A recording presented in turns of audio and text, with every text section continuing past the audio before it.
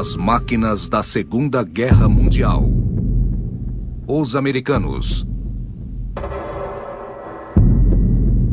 7º episódio. Cães do Inferno. Primeiro ato. Os Yankees estão chegando.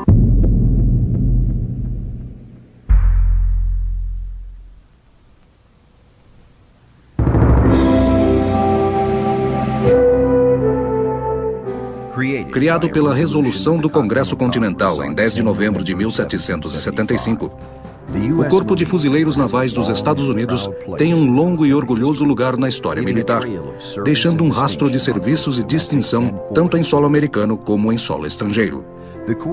Os fuzileiros se envolveram em missões que mudaram a doutrina militar e a política externa americana. Graças à habilidade dos fuzileiros no mar, o corpo se tornou a Polícia Internacional Americana e forçou o mundo à política americana de relações exteriores.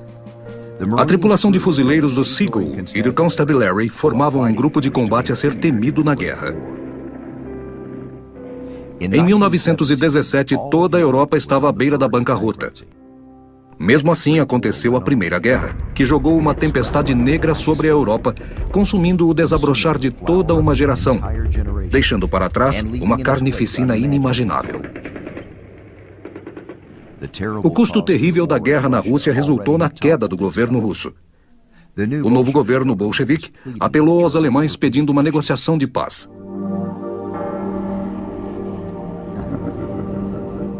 Em junho de 1918, exaustos pelos quase 4 anos de guerra e praticamente derrotadas, as forças aliadas do hemisfério ocidental na Primeira Guerra Mundial concentraram um resto de esperança na seguinte notícia: os Yankees estão chegando.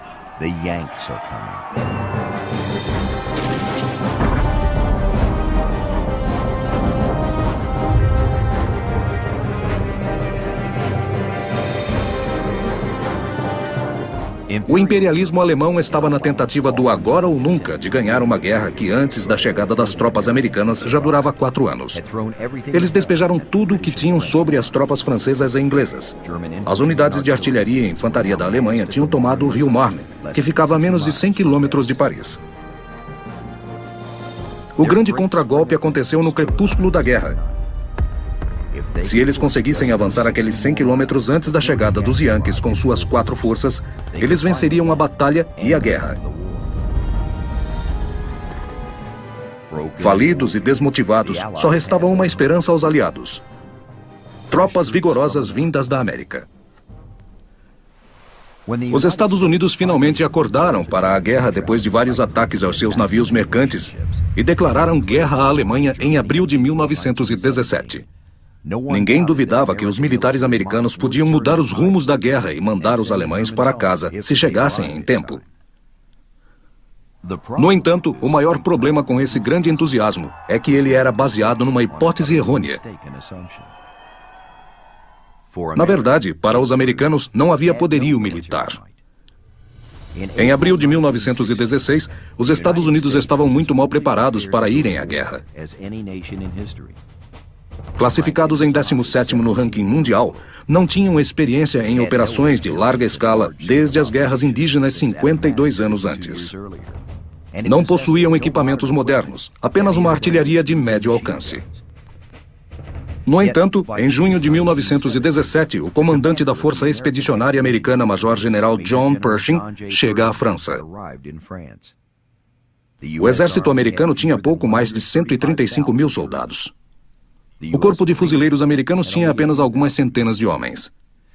Essas tropas não tinham sido organizadas ou treinadas para combate e não tinham os suprimentos mais básicos quando a guerra foi declarada. O exército lutou para achar armas suficientes para cada recruta, até mesmo para treinamento. Quando os soldados do exército e os fuzileiros chegaram à França, tiveram de se juntar em divisões de combate. Os jovens e inexperientes estavam querendo mostrar serviço, e as chances deles logo iriam aparecer. Com o avanço dos alemães sobre Marne, nas adjacências de Château-Thierry, o general Pershing recebeu ordens do comando aliado para que ele passasse a 2ª e 3ª divisões para o comando dos franceses na área da resistência francesa. A segunda divisão abrangia 2 brigadas, uma do exército e outra de fuzileiros, num total de 260 mil homens. Viajaram dia e noite em caminhões para atingir seu objetivo.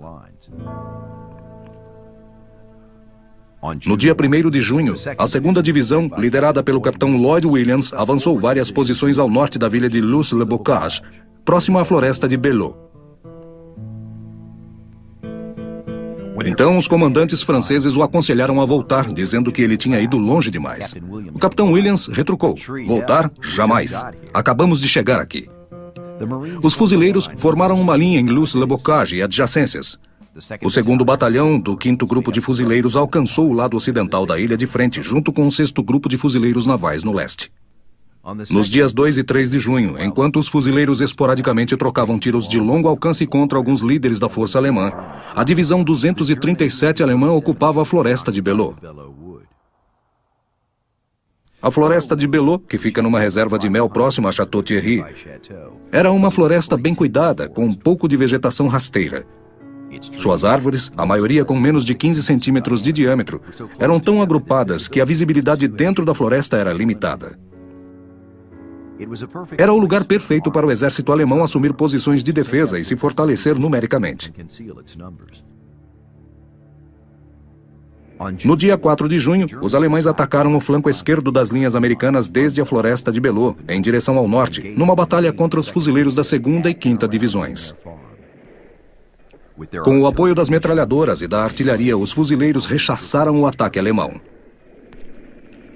No dia seguinte, o comando francês ordenou que os franceses conquistassem a floresta de Belleau. A inteligência aliada informou que os alemães só controlavam uma pequena parte da floresta. A 4ª Brigada de Fuzileiros e a 2ª Divisão entraram e dominaram os alemães. Os fuzileiros estavam tão ansiosos para atacar os alemães que às 3 horas e 45 minutos do dia 6 de junho, quando o comandante dos fuzileiros da 1ª e da 5ª ordenou o ataque, muitos já estavam metros à frente e se movendo com o dobro de velocidade dos outros. À medida em que os fuzileiros se dirigiam para a batalha em campo aberto com suas divisões na floresta, recebiam o contragolpe da artilharia alemã, posicionadas entre as árvores. O capitão George Hamilton, comandante da 49ª Companhia de Fuzileiros, gritava com seus comandados para que entrassem rapidamente na floresta. Quando as tropas de fuzileiros entraram, eles partiram para a batalha, segurando suas baionetas. As tropas alemãs, atônitas com a velocidade do ataque, apelidaram os fuzileiros de Cães do Inferno. A maior parte das tropas do Kaiser se rendeu na hora, mas 3 equipes de metralhadora a oeste continuavam sua batalha contra os fuzileiros e os impediam de controlar totalmente a floresta. Como não podiam ver o que se passava entre os vãos estreitos, observadores tinham de confiar em seus ouvidos e na palavra daqueles que saíam da mata. Uma por uma, as armas alemãs foram silenciadas. Mensageiros voltavam da floresta trazendo bilhetes dos líderes para os comandantes do QG dizendo que os alvos haviam sido tomados. À medida em que as metralhadoras eram silenciadas, os feridos e sobreviventes da batalha eram reunidos e levados para as trincheiras americanas. Graças ao jeito em que avançaram pelo campo aberto, as baixas de fuzileiros naquele 6 de junho de 1918 foram as mais altas da história do grupo. 1.087 fuzileiros foram mortos ou feridos em um único dia de combate. A batalha por Belleau continuou por quase todo o mês de junho. Para os fuzileiros que lá lutaram e para aqueles que vestiram os mesmos uniformes depois deles, aquele foi um dos momentos de maior orgulho da corporação e que mostrou aos alemães que os americanos estavam prontos para lutar.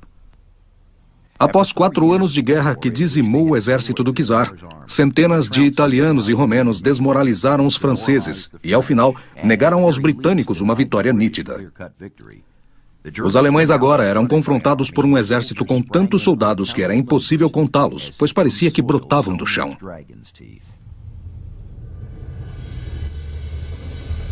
Uma percepção de inutilidade se estendia por todos os soldados alemães. Relatos chegavam ao QG da Luftwaffe de que tropas alemãs inteiras se rendiam a um simples soldado ou um esquadrão isolado. De repente, a guerra não fazia mais sentido. Em 10 de novembro, na cidade francesa de Compiègne, As delegações francesa e alemã se reuniram para assinar o armistício. E esse documento foi assinado pelos alemães em 11 de novembro. O presidente Wilson, diante do Congresso, coisa que pouco fazia e na frente de todos, disse: "As nações vitoriosas vão instalar a paz no mundo."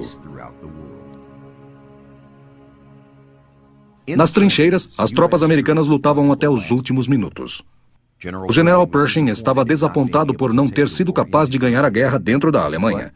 Mas às 11 da noite, quando o armistício começou oficialmente, os soldados e oficiais alemães se desfizeram de suas armas. A Primeira Guerra Mundial tinha acabado.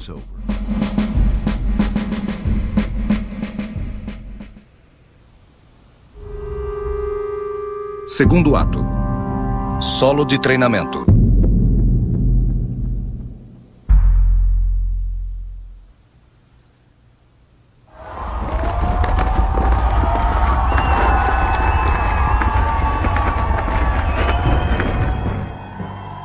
Após a Primeira Guerra Mundial, os fuzileiros estavam novamente em combate, agora na América Central como força policial.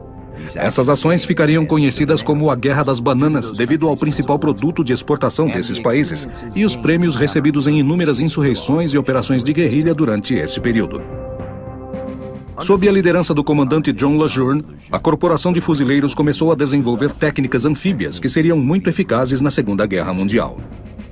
Muitos oficiais, incluindo o tenente-coronel Earl Hancock Pitt Ellis, previram a guerra no Pacífico contra o Japão e tomaram precauções contra tal conflito. Enquanto estacionado na China, o tenente-coronel Victor Krulak observou técnicas anfíbias das tropas japonesas em 1937. Até o fim de 1941, com a projeção do aumento da guerra, os fuzileiros navais começaram urgentemente exercícios anfíbios usando equipamentos apropriados como o Higgins Bolt, que se mostrou bastante útil em futuras invasões. Foi também durante este período que a esquadrilha de fuzileiros tomou de assalto o ar. Com a reutilização de recursos provenientes da Primeira Guerra Mundial na ala dos fuzileiros, o Major Alfred Cunningham formou a Esquadrilha D, que serviria na República Dominicana, e a Esquadrilha E, que apoiaria os fuzileiros no Haiti. Em outubro de 1920, o Major-General Comandante LeJeune aprovou a organização de aviação de 4 esquadrilhas. A primeira esquadrilha consistia em aviões e tripulação na República Dominicana. A segunda e terceira esquadrilhas em Quantico e a quarta esquadrilha em Porto Príncipe, no Haiti, para dar apoio aos fuzileiros da Primeira Brigada Provisória. Ao final da Primeira Guerra Mundial, a aviação dos fuzileiros tinha provado seu valor, a eles mesmos, ao público, ao Congresso e ao resto da corporação. Eles combinavam vários exercícios militares com manchetes explosivas que promoviam a aviação dos fuzileiros em particular e da corporação no geral. Competições aéreas se tornaram uma instituição americana na década de 1920. Algumas vezes, os fuzileiros voavam em aviões da Marinha e outras vezes em suas próprias esquadrilhas. Um participante primordial na formação era o tenente C.F. Schilt, que pilotou aviões da Marinha e ficou em segundo lugar na renomada competição de corrida de aviões Schneider Cup em 1926. Em outra corrida famosa na Curtiss Marine Trophy Race, o piloto dos fuzileiros vencedor foi o Major Charles Lutz, no ano de 1928 em Anacostia, pilotando um Curtiss Hawk dos fuzileiros. Durante os anos de 1920 e 1930, a aviação dos fuzileiros tinha unidades e davam apoio às brigadas no Haiti, na República Dominicana, China e Nicarágua. Os aviadores, pela primeira vez, teriam uma chance real de demonstrar suas habilidades em operações no solo. Tanto no Haiti como em Santo Domingo, aconteciam entediosas e longas guerras civis no meio da floresta. Geralmente por causa das limitações de armamento e desempenho da aeronave, mais falta de confiabilidade na comunicação terra-ar, a aviação era mais eficaz no apoio indireto. A habilidade da aviação em intensificar operações em terrenos sem trilhas ficou clara nas expedições de preparação de combate dos fuzileiros navais. Os fuzileiros começaram a melhorar suas habilidades em combates desse tipo. Além das operações no Haiti e em Santo Domingo, nas guerras civis que seguiram na China e na Nicarágua em 1927, também foi vista a aviação dos fuzileiros operando em conjunto com as brigadas de fuzileiros em cada área. Na metade dos anos de 1920, esquadrilhas de fuzileiros se qualificaram para de tempos em tempos sobrevoarem as áreas como parte de sua missão, começando com a conversão do carvoeiro USS Langley. Geralmente, tais operações não eram justas, enquanto que as esquadrilhas da costa ocidental davam mais ênfase às ordens de Quantico. De 1931 a 1934, as duas esquadrilhas operaram sob as ordens da Marinha, tendo a favor incontestavelmente 60% de pilotos fuzileiros ativos e cumpridores do dever. Os benefícios dessas experiências logo foram transmitidas como treinamento para todas as esquadrilhas de fuzileiros, tanto na costa ocidental como na oriental. Em 1936, existiam 145 pilotos fuzileiros em ação. E no início de 1940, o número tinha aumentado apenas para 245.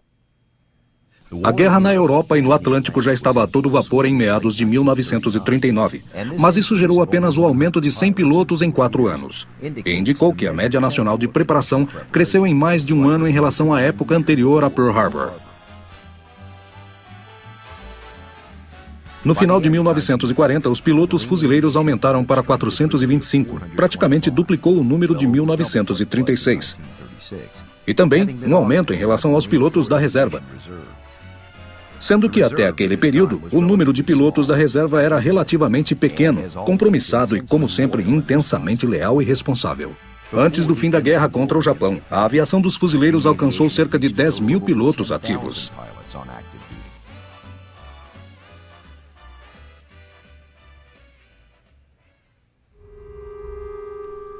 Terceiro ato. Ataque surpresa.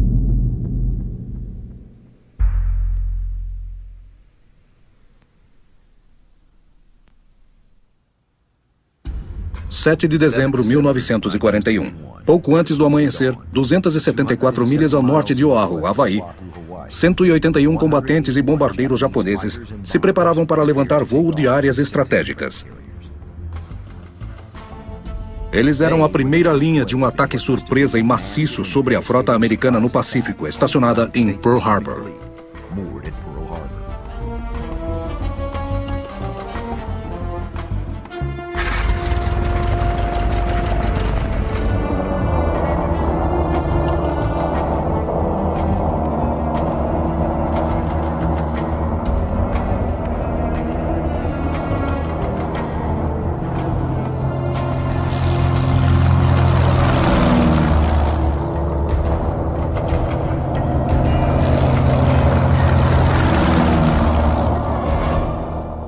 Quando a força de ataque já estava dentro do porto, é que os códigos de guerra Tora, Tora, Tora, Tigre, Tigre, Tigre foram acionados.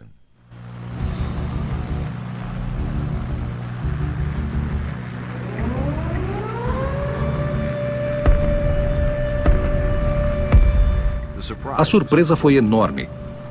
Os ataques dos aviões vieram em 2 ondas. A primeira etapa às 7 horas e 53 minutos e a segunda às 8 horas e 25. Os americanos, pegos de surpresa, responderam o mais rápido que puderam. Os primeiros tiros foram disparados de postos de vigilância e por homens nas baterias antiaéreas e que, na verdade, não estavam resultando em nada, pois todo o contra-ataque estava sendo mal feito.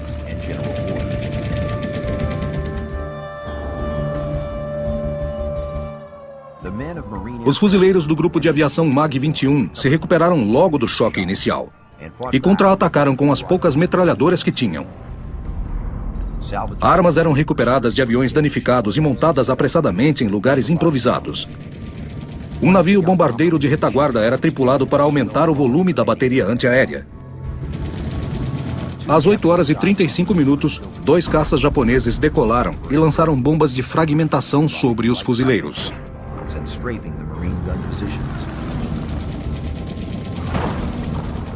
Alguns minutos depois dos bombardeiros partirem, uma outra força-tarefa atacava, enquanto a força principal japonesa se realinhava perto de Barbers Point para se proteger do contra-ataque americano.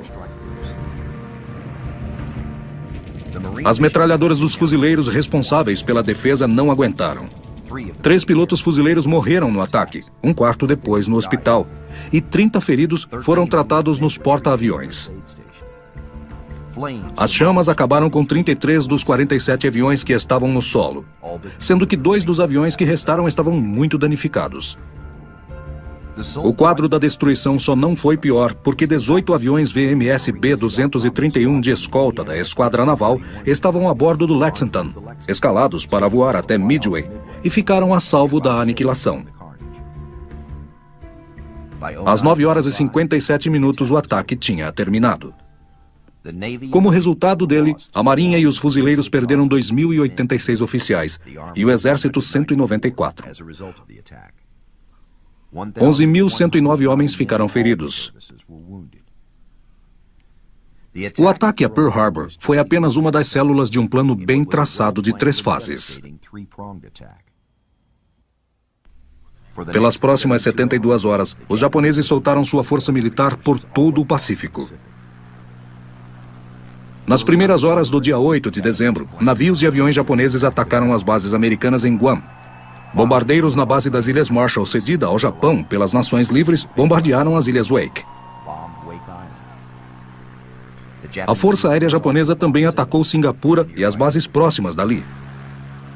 O vice-almirante Mine Ishikaga cercou a ilha de Hong Kong com 3 navios, enquanto aviões que saíram das bases japonesas ao sul da China não paravam de jogar bombas.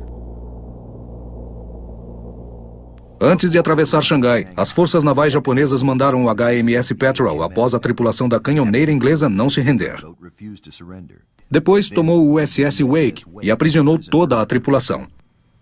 O exército japonês na Indochina cruzou a fronteira da Tailândia e tomou o país sem lutar por acomodação diplomática.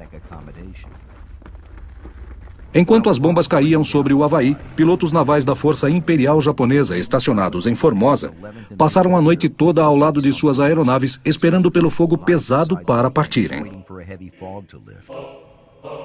A missão deles, bombardear um importante e crucial campo de aviação americano que ficava a 500 milhas dali, nas Filipinas. Parte do ataque coordenado sobre as forças americanas que se estendia ao longo do Pacífico desde Pearl Harbor até as ilhas Wake, Guam e Manila. Às 6 da manhã, a tensão em Formosa crescia, assim como a neblina. Pelo microfone é anunciado o ataque em Pearl Harbor, fazendo com que os soldados japoneses chorassem. Agora a missão deles ganhava mais importância. E os americanos não seriam surpreendidos novamente e com certeza estariam esperando com toda a força. A neblina se dissipou e às 10h45 do dia 8 de dezembro, hora das Filipinas, 108 bombardeiros japoneses e 840 combatentes em suas aeronaves seguem a toda velocidade para Luzon, a ilha mais extensa das Filipinas. A maioria dos historiadores considera o general Douglas MacArthur um dos líderes militares mais capazes que a América já produziu, um César americano, mas tinha suas falhas. Uma das mais devastadoras foi a forma como ele conduziu a defesa das Filipinas. Lá, apesar do fato de MacArthur ter sido avisado antes, pelo menos meio-dia, os americanos foram pegos desprevenidos. Os aviões estavam estacionados em campo aberto e os danos foram devastadores. Os japoneses surpreenderam a maior parte da força americana no Extremo Oriente em solo, destruindo a maior parte dos bombardeiros B-17 e aviões de combate P-40. O programa japonês da conquista do Pacífico começou com muito sucesso. As forças naval e aérea, tanto no Havaí como nas Filipinas, sofreram terríveis perdas. Guam tinha sido destruída e após a meia-noite de 10 de dezembro, cerca de 5.400 soldados e fuzileiros japoneses desembarcaram na costa. Ao amanhecer, chegaram ao palácio do governo e abriram fogo.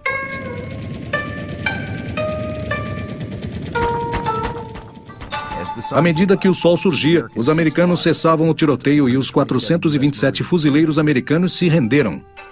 Wake seria a próxima. Quarto ato. Envie-nos mais japas.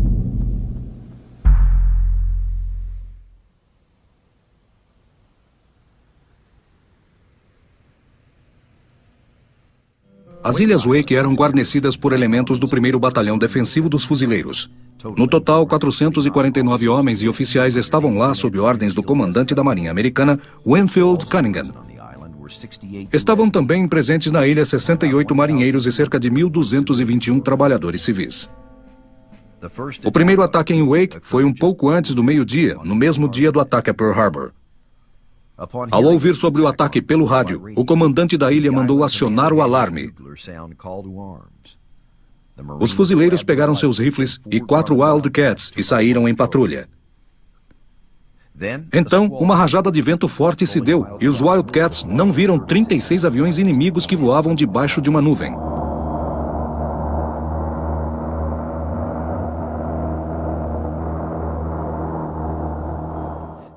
Os japoneses atacaram com fúria e explodiram 7 aviões de combate ainda no solo. Mas os aviões restantes conseguiram derrubar 12 aviões bombardeiros.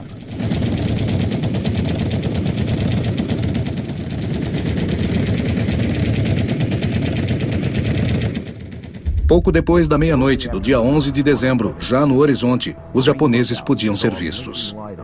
Ao amanhecer, a invasão japonesa se deu por completa.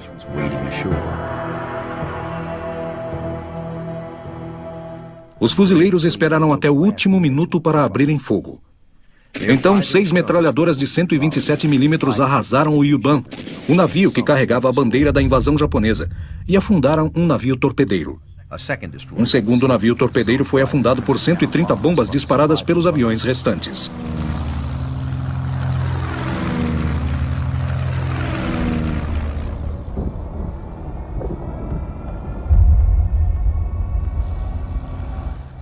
Nos 45 minutos de batalha, uma centena de fuzileiros barrou e fez voltar uma frota inteira de ataque japonesa. As forças restantes japonesas deram meia volta e rumaram para suas bases.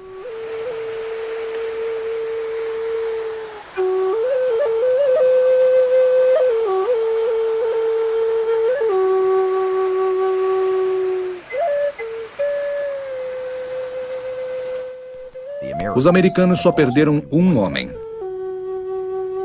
Pela primeira vez desde o início da guerra, os japoneses se deram por vencidos. O ataque em Wake foi uma das derrotas mais humilhantes para a Marinha Imperial Japonesa durante a guerra. Mas eles voltariam com mais força.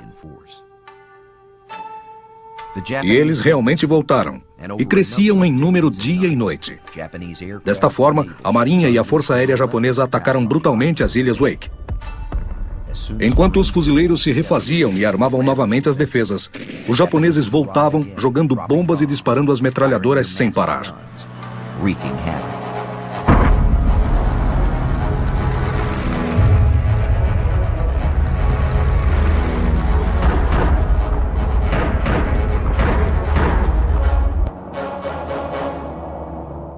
3 hidroplanos bombardearam a ilha às 4 horas e 27 minutos de domingo, 14 de dezembro, mas causaram poucos danos. Os fuzileiros, marinheiros e operários civis residentes na ilha puderam fazer seu trabalho diário e ainda melhorar a defesa. A artilharia substituiu a camuflagem de folhas por uma nova. Até o fim da luta, a comunicação foi mantida com Pearl Harbor. Wake chamando Pearl Harbor. Pode falar. Uma expedição de assistência foi montada, mas como a Marinha estava muito abalada, a missão foi cancelada no último minuto. Finalmente, Pearl Harbor se comunicou com Wake e perguntou: em que nós podemos ajudar? E uma das mensagens enviadas de Wake para Pearl Harbor dizia: nos mande mais japoneses.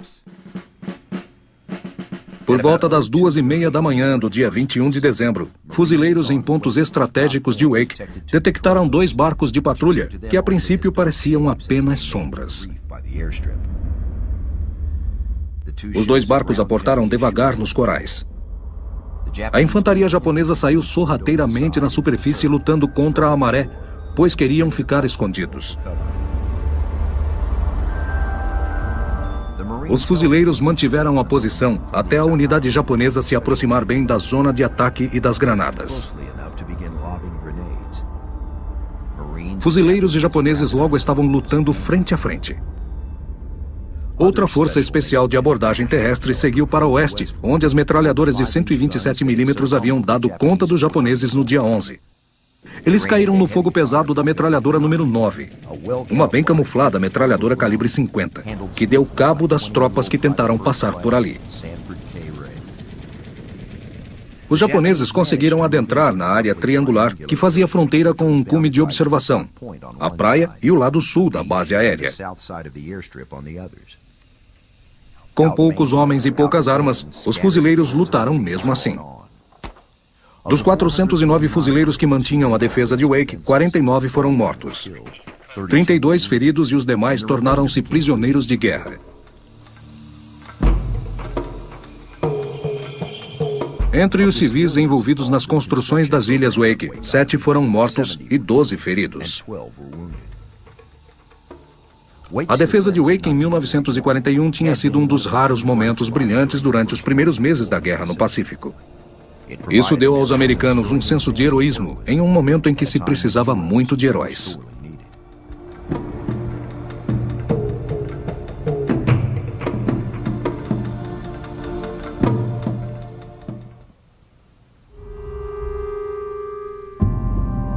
Quinto ato. Sem mãe, sem pai, sem o tio Sam.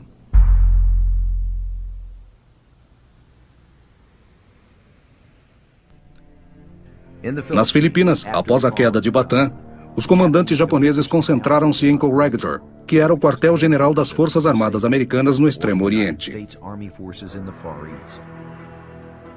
A ilha era conhecida pelas tropas americanas como a Rocha.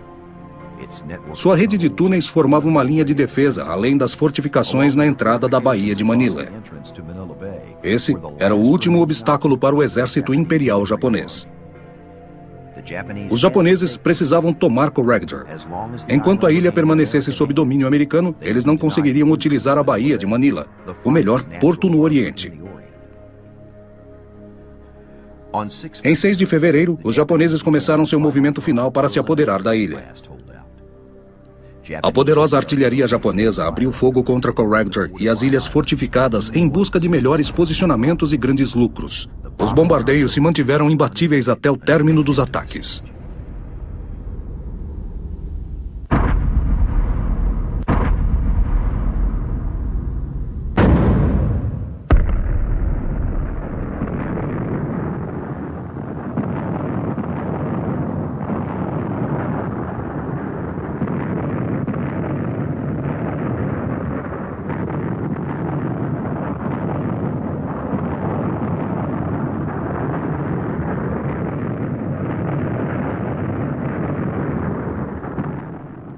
Após 24 de março, a estratégia de ataque do exército imperial japonês foi a seguinte: atacar 24 horas para não dar descanso aos defensores.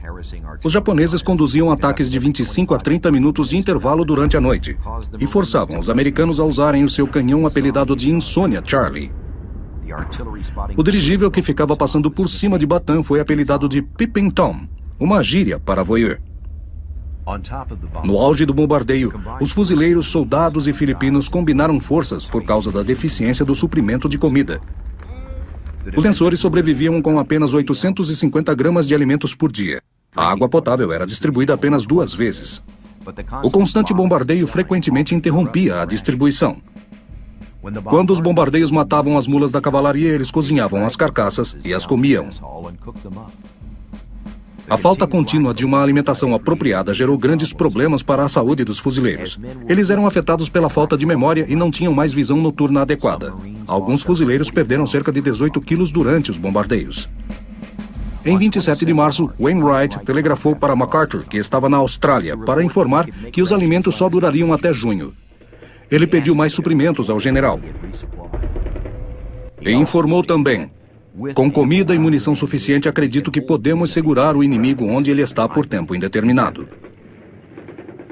Embora a comida fosse escassa em Corregidor, sobravam munições.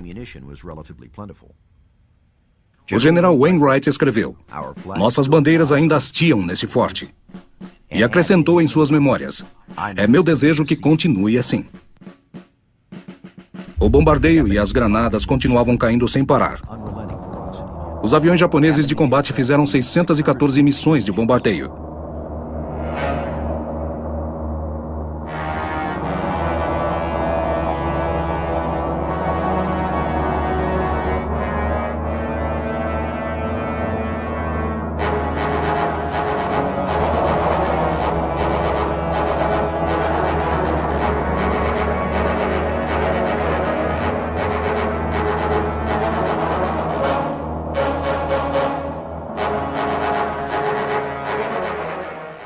Com o bombardeio aéreo, os japoneses usaram todo tipo de artilharia que puderam.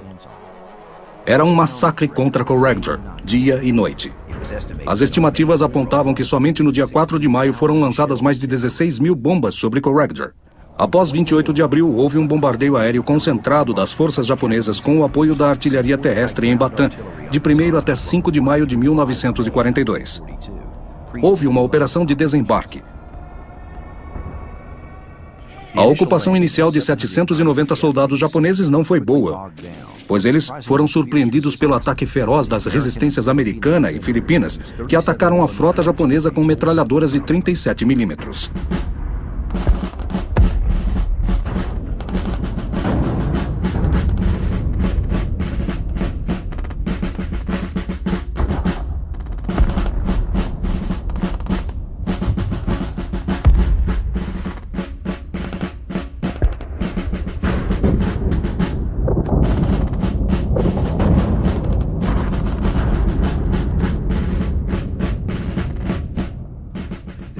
Os japoneses tiveram uma batalha difícil com as correntezas fortes entre Bataan e Corregidor, e com as toneladas de óleo dos navios que tinham afundado antes do cerco e que cobriam a praia. Também tiveram grande dificuldade em desembarcar os homens e os equipamentos. Contudo, as centenas de japoneses da infantaria que estavam carregando lançadores de granada de 50 milímetros e armas químicas forçaram os defensores a saírem da praia. Iniciou-se então um contra-ataque para remover os japoneses da bateria de Denver. Esse foi o local onde se deu o confronto mais pesado entre as duas frentes. Praticamente cara a cara. Alguns reforços chegaram até a frente de batalha dos fuzileiros, mas a guerra tornou-se um duelo de granadas obsoletas da Primeira Guerra Mundial contra os precisos lança-granadas japoneses. Sem novos reforços, os fuzileiros perderiam a batalha rapidamente. Em 13 de abril foram convocados 500 fuzileiros, marinheiros e soldados, os últimos reservistas do 4º Batalhão. Eles tentaram chegar ao campo de batalha o mais rápido possível, mas vários atiradores japoneses de elite atacavam por trás, dificultando a movimentação até as frentes de batalha. Os japoneses também tinham problemas. Diversos carregamentos de munição nunca chegaram. Então, vários ataques e contra-ataques tiveram de ser feitos somente com as baionetas.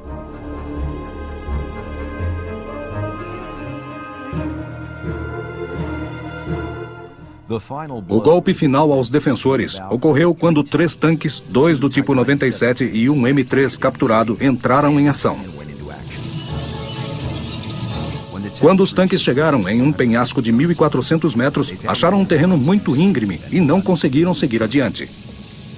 Os fuzileiros foram alertados da presença deles e os encontraram aparentemente presos perto do local da cavalaria.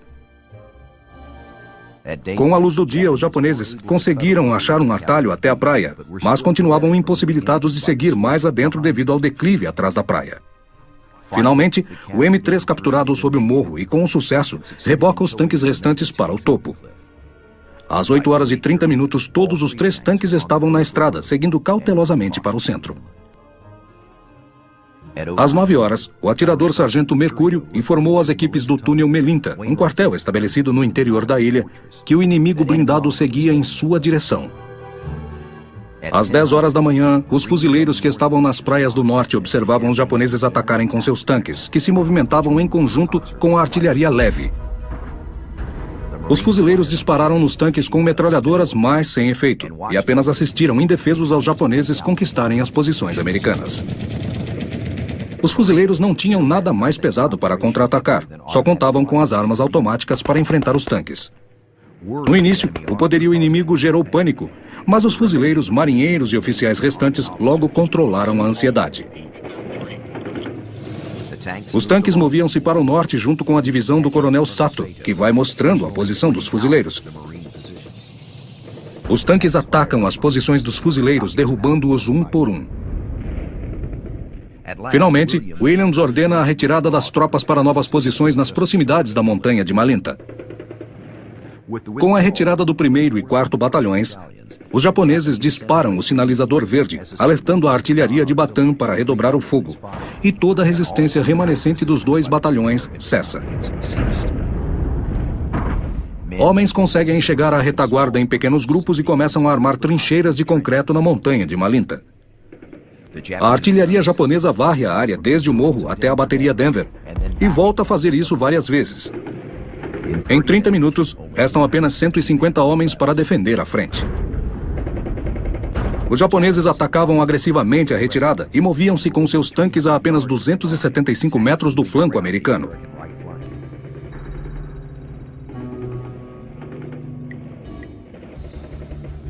Às 11 horas e 30 minutos, o Major Williams retornou ao túnel do quartel-general e informou diretamente ao Coronel Howard que seus homens não aguentariam mais.